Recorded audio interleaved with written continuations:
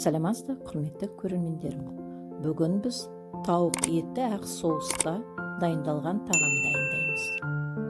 Тауық етін алып, сыртын бәрін алып тастадым. Етін турап алдық та, орташа қылып турадық. Бәрін жуып тазалап, табаға салдым. Табада етін пісірдім. Оған дейін ет піскенше пияз, шампиньон дайындап қойдық.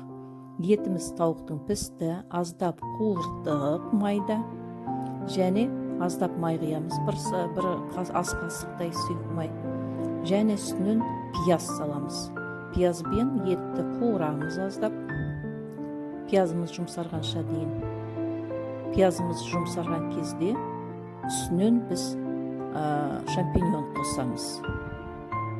Шампиньон барлығын араластырып қуырамыз тағы да. Қуырып шампиньонымыз дайын болғанда 1-5 минут тоз бұрышымызды қосамыз.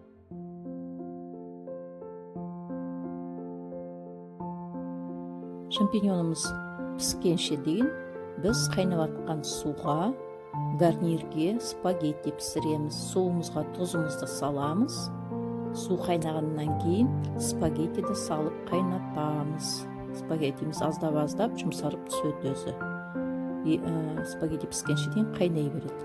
Шампиньонымыз дайын болған кезде біз клейгей қиямыз. Клейгей негізінде 20% болу керек, бірақ ол болмағасын біздің дүкенде мен 11% қидым. Сол клейгейді араластырып бірге қақпағын жауып қоямыз.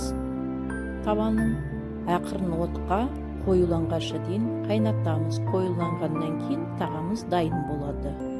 Міне осындай өте дәмді тағам.